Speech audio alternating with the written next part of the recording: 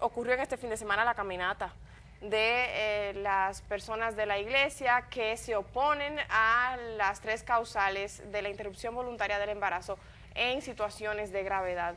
Como comentábamos anteriormente en el noticiero, en la primera parte de este programa, esta caminata aboga por no solo terminar con el flagelo de los feminicidios o reducirlo, que es una causa bastante legítima, sino también porque los legisladores criminalicen por completo, aún en casos graves, la interrupción voluntaria del embarazo.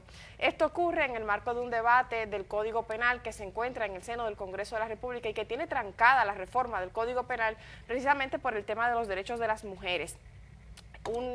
Una parte importante de la población, de hecho mayoritaria según los estudios, aboga porque en 3 situaciones de altísima gravedad se permita descriminalizar, despenalizar la interrupción voluntaria del embarazo o el aborto. En esos casos, que serían 1, el tema de cuando la madre corre peligro, 2, cuando la vida del nacituro es inviable fuera del vientre, y 3, cuando el embarazo es producto de una violación o un incesto. Entonces, para las personas que marchaban en este fin de semana, debería de, como quiera, condenarse criminalmente a la mujer si interrumpe el embarazo. Para otros grupos, que como decía, según los estudios, constituyen la mayoría en la opinión pública nacional, cerca del 80%, esos 3 casos ameritan una despenalización y por lo tanto el Código Penal reformado no debe de incluir sanción criminal a la mujer que por violación o incesto para salvar su propia vida o porque el embarazo va a resultar en una vida inviable, es decir, que no podrá sobrevivir fuera del vientre, entonces pueda interrumpir el embarazo sin que le caiga el peso de la ley criminal por encima. Bueno, en la caminata de ayer, que es ya la acostumbrada caminata también de la familia que sigue a la Iglesia Católica, concentró a muchas personas, es evidente, ahí veíamos las imágenes, miles de personas, no solamente en Santo Domingo, sino en Santiago y en otras provincias del país se sumaron a esa caminata. Aquí sabemos la cantidad de feligreses que tiene esta iglesia y escuchar la promoción de valores y principios relacionados con la familia y algunos ligados específicamente al tema eclesiástico y al tema religioso, siempre hay que respetarlo y sobre todo en el caso de los valores familiares, apoyarlos, ¿no? Luego los principios religiosos, cada quien seguirá la religión que entienda que se acerca más a sus creencias. Ahora, en el aspecto relacionado con el tema de las 3 causales, es evidente que hay una ruptura en la forma de ver este tema entre la Iglesia Católica y otras incluso denominaciones religiosas y un segmento importante de la población, pero no es solamente un tema religioso, hay católicos y hay personas creyentes que están de acuerdo incluso con la despenalización del aborto bajo esas 3 causales por razones muy evidentes, ¿no? Porque entienden que de esa manera se defiende la salud y la dignidad de la mujer, de la madre, cuando su vida corre peligro o cuando el desarrollo del feto es inviable y por tanto se permitiría una interrupción del embarazo en una situación que pone en riesgo la vida de esa mujer. La tercera causal es la que genera probablemente más conflictos, que es la de permitir la interrupción del embarazo cuando ese embarazo es producto de una violación o incesto, porque entonces trae como consecuencia un debate más de carácter no solamente emocional, sino moral en este sentido. Al final, cuando uno profundiza, hemos tenido la posibilidad incluso de entrevistar aquí a representantes del episcopado dominicano, y también he tenido la oportunidad de entrevistar a representantes de las iglesias evangélicas.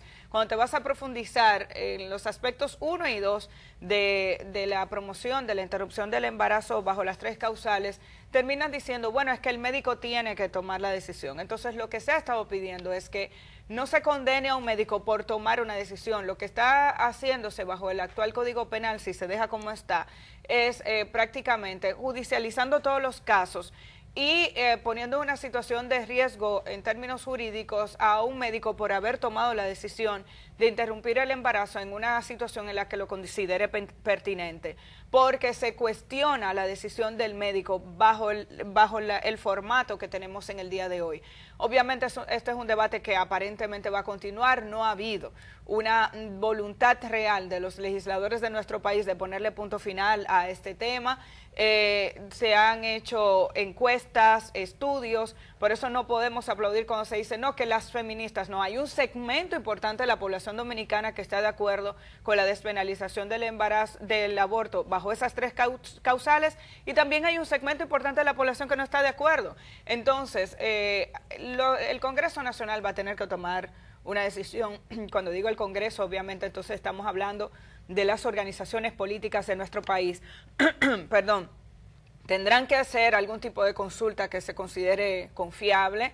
No es posible que el Código Penal siga estancado por los años que lleva en el Congreso en discusión por este tema que es sumamente relevante. Entonces tienen que tomar una decisión sobre cómo harán para avanzar en la solución de un tema que genera conflicto en nuestra sociedad y que debe ser resuelto para que el Código Penal definitivamente pueda ser aprobado. Yo creo que también, Amelia, que los derechos no están para ser debatidos ni discutidos, en el sentido de que, por ejemplo, eso de hacer una consulta que planteabas para ver si la mayoría quiere consagrar los derechos que internacionalmente están consagrados, incluso por organismos de los cuales somos parte, creo que ya pasamos ese momento.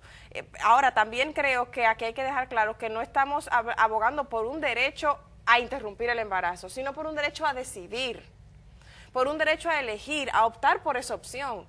Porque la mayoría de esos argumentos de esas personas que encabezaban la marcha de este fin de semana, que son argumentos legítimos y válidos, son sus argumentos, argumentos religiosos, argumentos personales, que no tienen por qué imponérsele a más nadie, que las demás personas tienen derecho a otros argumentos personales y religiosos, y por lo tanto, diga la mayoría o la iglesia o la religión lo que diga, cada quien tiene derecho a esa decisión. Y para claro, que ese derecho...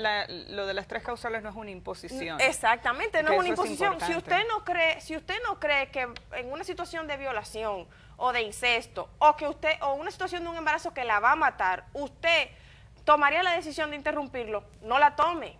Esa decisión es suya y solo suya como mujer. Ahora, para eso tiene que el Congreso descriminalizarlo. Para que ese derecho realmente exista, el Congreso tiene que descriminalizar la interrupción voluntaria del embarazo bajo estos casos graves que les hemos enumerado. En caso de que usted no quiera continuar con ese embarazo porque no esté dispuesta a morir, claro, usted tiene que tener la opción de poder decidir y solicitar la interrupción del embarazo sin el temor de que entonces usted la va a meter presa por eso. Exactamente. Ese es el tema. Y finalmente, antes de terminar este segmento, estamos dándole seguimiento a lo que ocurre en Perú con relación a las investigaciones del caso Odebrecht. En Perú no han parado los fiscales en profundizar este caso de corrupción que ha tocado una cantidad importante de países de América Latina, entre ellos la República Dominicana.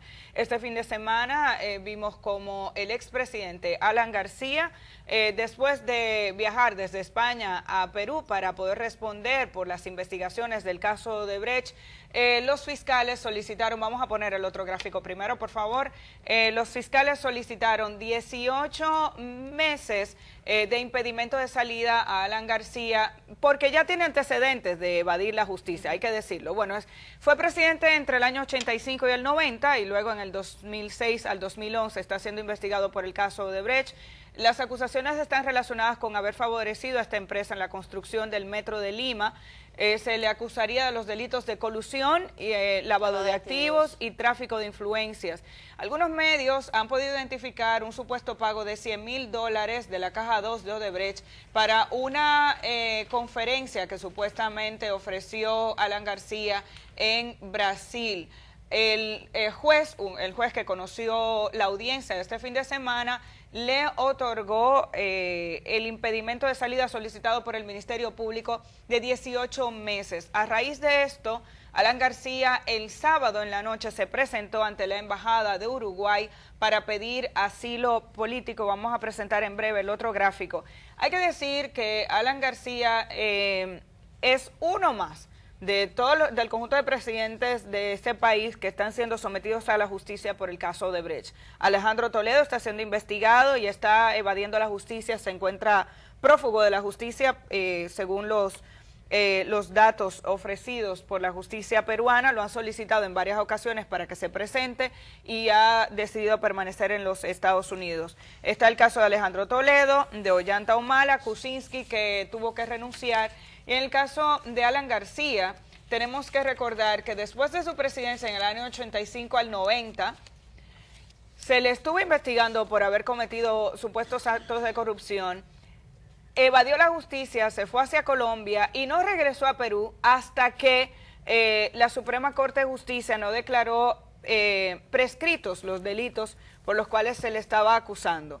Una vez él se logró eso, entonces retorna a Perú y logra acceder a la presidencia del 2006-2011. Ahí ustedes están viendo un fragmento de la carta en la que del comunicado emitido por las autoridades uruguayas, indicando que Alan García había solicitado el asilo político y este asilo se está revisando. Alan García entregó una larga comunicación en la que dice que esta es persecución política y está solicitando al gobierno de Uruguay que le proteja.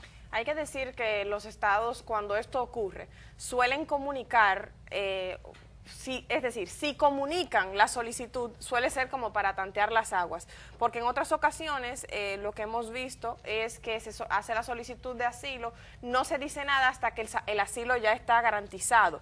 Entonces, eso también nos deja entrever más o menos cuál es el ánimo de Uruguay y qué tan cierto o no puede ser la consecución de ese asilo para Alan García. La pregunta sería si va a lograr evadir la justicia nuevamente. Esto no significa que sea culpable o no. Él entiende que con ese impedimento de salida se le violan derechos y ya indicamos anteriormente que en otra ocasión en que fue investigado por posibles actos de corrupción, salió de Perú y no retornó más hasta que logró que prescribieran esos delitos. Vamos a ver qué ocurre con esta solicitud hecha a Uruguay el pasado sábado.